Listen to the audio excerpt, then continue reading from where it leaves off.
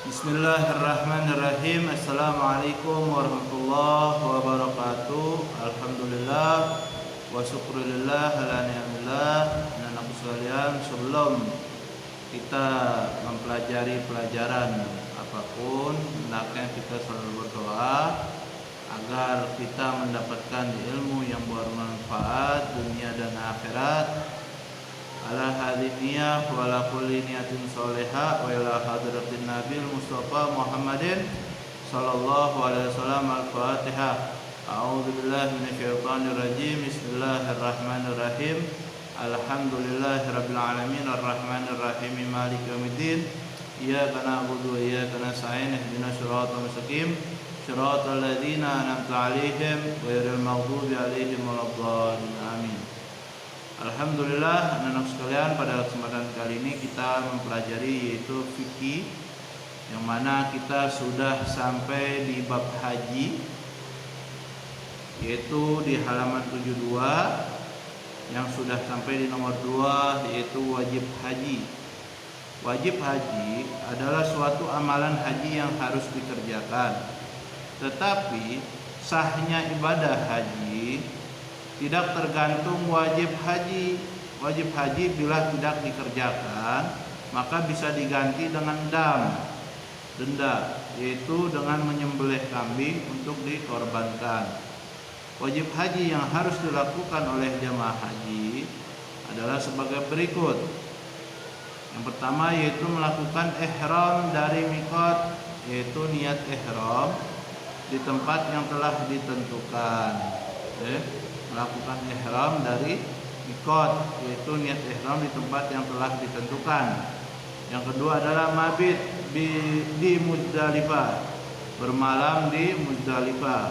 Bermalam di Muzdalifah dimulai tengah malam di malam hari Idul Adha, setelah jamaah haji hadir di padang Arafah. Di Muzdalifah jamaah haji sampai siang hari di hari Idul Adha.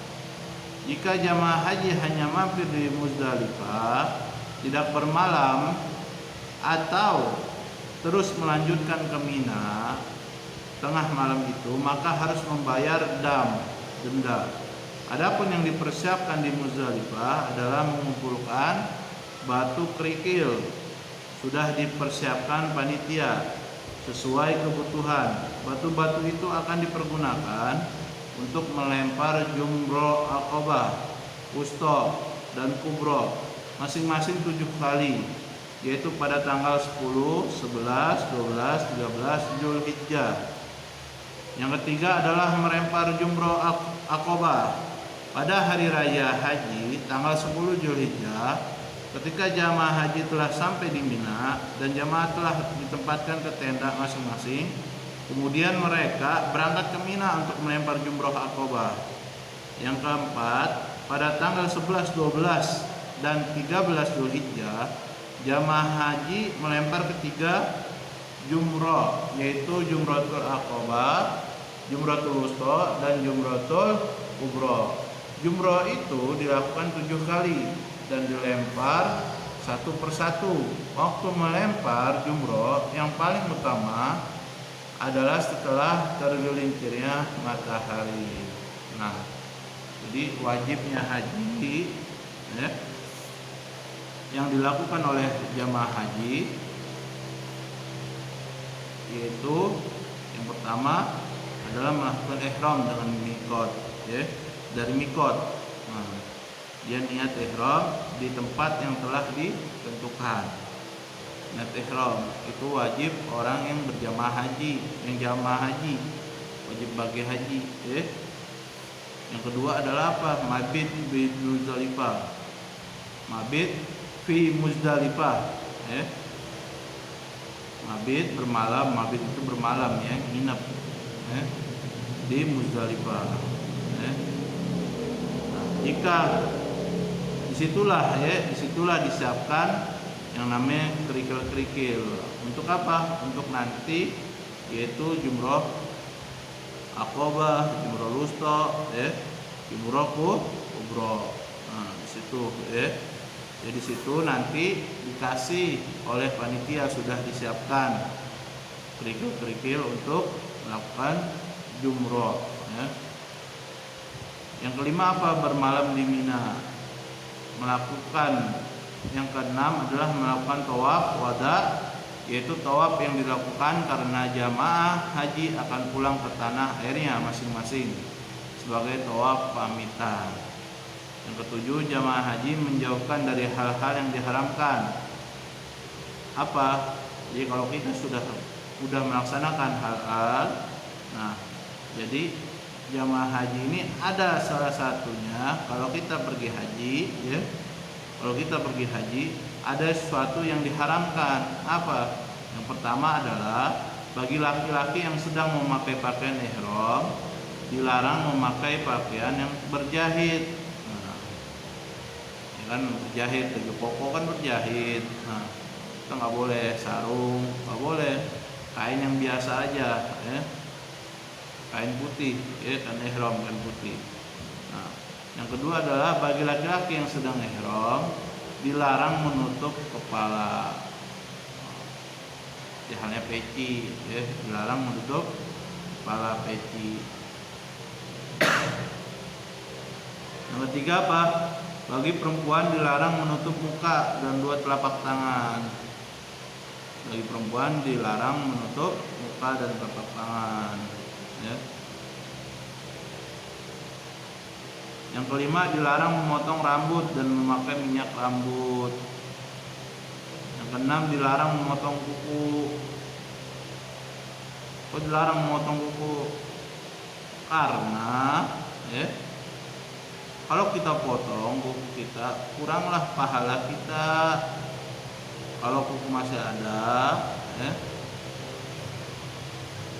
itu namanya ikut kuku itu masih hitungan pahala ya, hitungan pahala kita. Makanya dilarang, nggak boleh memotong kuku, dilarang mengadakan pernikahan, dilarang mengadakan hubungan suami istri, dilarang berburu ya, dilarang berburu ya. Jadi itulah larangan-larangan bagi orang yang pergi haji. Jangan sampai terjadi. Jika terjadi, maka dia akan membayar denda ya. Nah, yang adalah keutamaan ibadah haji. Keutamaan ibadah haji adalah kelebihan-kelebihan yang dimiliki orang yang telah menunaikan ibadah haji. Di dalam melaksanakan haji, kita dibina dan dididik untuk menjadi orang yang paling sempurna, terutama iman, takwa, dan kepribadiannya. Jadi, orang yang telah baik untuk dirinya, keluarganya, dan masyarakat sekitarnya. Ciri-ciri positif yang telah menunaikan ibadah haji adalah sebagai berikut. Yang pertama, ibadah hajinya mabrur dengan ciri-ciri berikut, yaitu sikapnya lemah lembut, dermawan terhadap kaum duafa. Yang ketiga, sikapnya setelah beribadah haji lebih baik dibandingkan sebelum ia berhaji. Al-hajjul mabrur laisa lahu jaza illa jannah. Haji yang mabrur, haji yang diterima, nggak ada balasan kecuali surga ya. Yang kedua apa? Ibadah haji adalah penyempurnaan dari keislaman seseorang dan merupakan penghapus dosa. Karena itu ia digolongkan sebagai orang yang baru dilahirkan ibunya ya. Jadi orang yang pergi haji, dia seperti halnya yang baru dilahirkan oleh ibunya, yaitu nggak ada dosa sama sekali. Rasulullah SAW bersabda, "Man hajja lillahi wa lam yarfus wa lam yafsuq, raja'a ka yaumi waladathu ummu." Rawahu Bukhari wa Muslim. Barang siapa yang melaksanakan haji karena Allah, karena Allah, wa lam yarfus, dengan tidak berbuat rapas, yaitu kata-kata kotor, kata-kata kotor, walam yafsuk, dan tidak berbuat fusuk, durhaka, raja'a ka yaumi waladatu ummu, dia kembali ke tanah sucinya dia kembali ke tanah kelahirannya, hayaumin waladatu ummu, seperti ia yang baru lahir dari ibunya, ya, dilahirkan kembali dari ibunya, berarti nggak ada dosa sama sekali, ya. 3 tawaf, yaitu mengelilingi Ka'bah 7 kali yang dilakukan hanya di Baitullah. Hal ini membawa pesan bahwa manusia berputar di poros bumi yang dilakukan 7 kali, yang berarti melambangkan bahwa dalam keseharian manusia bergerak 7 hari, dan hal ini berlangsung terus menerus sepanjang hidup. Manusia melakukan tawaf, bergerak mengelilingi Ka'bah dengan berzikir, berdoa dan bertasbih, yaitu melambangkan bahwa manusia dalam hidup hendaknya senantiasa dekat dan mengabdi kepada Allah Subhanahu wa taala. Ini keutamaan tawaf, ya. Keutamaan tawaf, hikmah tawaf apa? Ternyata dalam 7 kali putaran itu bahwasanya kehidupan manusia hanya dalam 7 hari. Yang keempat adalah sa'i. Sa'i berarti berada dari kecil antara Bukit Safa ke Marwah yang berjarak kurang lebih 400 meter. Hal ini melambangkan sikap kerja keras dan optimisme, disertai sikap sabar dan tawakal kepada Allah. Sikap kerja keras dan positif inilah akhirnya berbuat manis, di mana pada perjalanan yang ketujuh memancarlah air di dekat kaki Nabi Ismail alaihissalam. Maka dikumpulkannya air itu dengan mengatakan zumi zumi atau kumpul-kumpul, yang akhirnya menjadi sumber air satu-satunya di bumi Mekah yang tandus itu air Zam-Zam, ya. Yang kita kenal adalah air Zam-Zam. Nah, itu hikmah dari sa'i, ya. Bahwasanya kita selalu harus, hikmahnya adalah kerja keras, ya, kerja keras, selalu optimisme dalam segi hal apa? Dalam mengejar ridho ilahi, sabar dan tawakal, ya. Yang kelima adalah mencukur rambut. Mencukur rambut merupakan penegasan bahwa masa ihram telah selesai.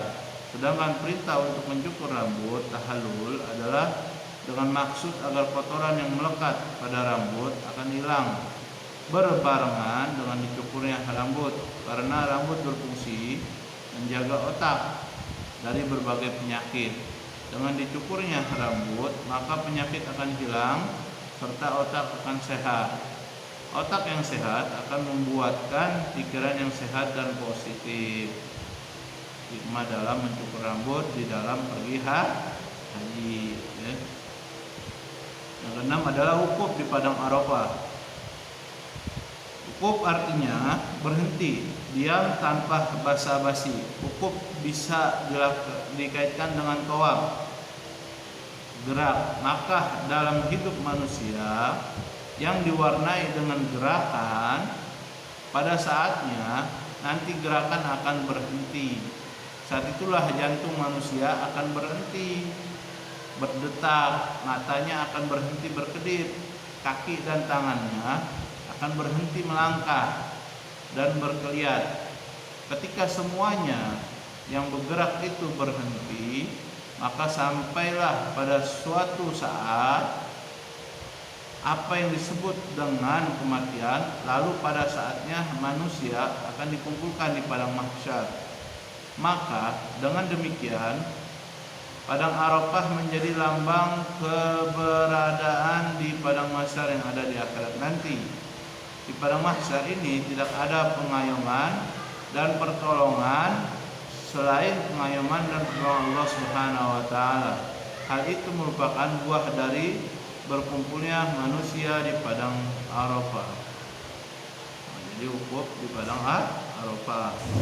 Yang ketujuh adalah mabit. Mabit di Muzdalifah. Mabit di Muzdalifah dilakukan setelah jamaah haji meninggalkan Arafah. Di Muzdalifah jamaah haji istirahat sepertiga malam. Baru boleh meninggalkan Muzdalifah jamaah haji diantar menuju ke Mina. dengan bus yang disediakan pemerintah Arab Saudi. Di Muzdalifah jamaah haji memungut batu kerikil bagaikan pasukan sedang menyiapkan senjata untuk berperang melawan musuh manusia, yaitu syaitan laknatullah. Dengan melempar jumroh adalah suatu lambang memerangi dan mengusir syaitan.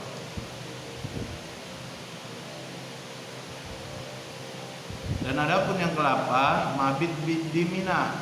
Jamaah haji bermalam mabit di Mina yang dilaksanakan pada tanggal 10, 11, 12, 13 Zulhijjah. Bagi jamaah haji yang berkeinginan untuk nafar awal, maka mereka bermalam di Mina sampai tanggal 12 Zulhijjah. Pada pagi harinya mereka melempar jumroh ketiga-tiganya di tanggal 12 Zulhijjah. Kemudian jamaah pulang ke Indonesia, ke pemondokan. Kemudian jamaah pulang ke pemondokan di Mekah, lalu jamaah haji mengerjakan tawaf ifadah, tawaf rukun, kemudian melakukan sa'i dan menggunting rambut. Maka selesailah rangkaian pelaksanaan ibadah haji. Bagi jamaah haji yang berkeinginan untuk melakukan nafar sani, maka mereka bermalam di Mina sampai tanggal 13 Zulhijjah. Paginya melempar jumroh ketiga-tiganya. Kemudian jamaah pulang ke pemondokan di Mekah. Lalu jamaah haji mengerjakan tawaf ifadah, kemudian melakukan sa'i dan menggunting rambut. Maka selesailah rangkaian melaksanakan ibadah haji. Selama mabit di Mina, jamaah haji harus mampu menghayati perjalanan dan perjuangan Rasulullah SAW, para nabi dan rasul sebelumnya. Perjuangan para rasul yang sangat gigih ini harus dicontoh dan diteladani sehingga kita akan mewarisi dan mengembangkan perjuangan tersebut. Jadi itu adalah tata cara seseorang jika berpergi haji. Itu semua adalah tata cara seseorang jika berpergi haji. Semoga dengan kita mempelajari tentang pergi haji, kita diberikan rezeki yang lancar sehingga kita bisa menjalankan yaitu ibadah yang kelima, rukun yang kelima, yaitu pergi haji ke tanah suci. Amin amin ya rabbal alamin.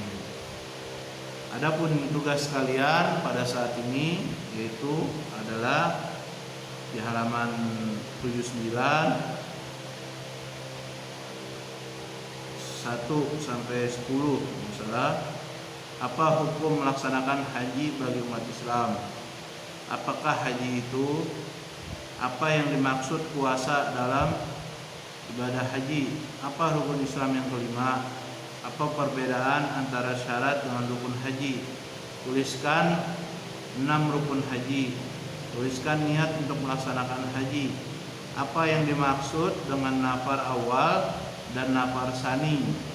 Apa yang dimaksud sholat arba'in itu? Jelaskan wajib haji. Jadi itu tugas kalian di halaman 79. Mari menjawab. Itu kalian kerjakan semua. Soalnya ditulis dan sekalian jawabannya. Apabila ada kesalahan kata atau ucapan, saya mohon maaf yang sebesar-besarnya. Walaupun Assalamualaikum warahmatullahi wabarakatuh.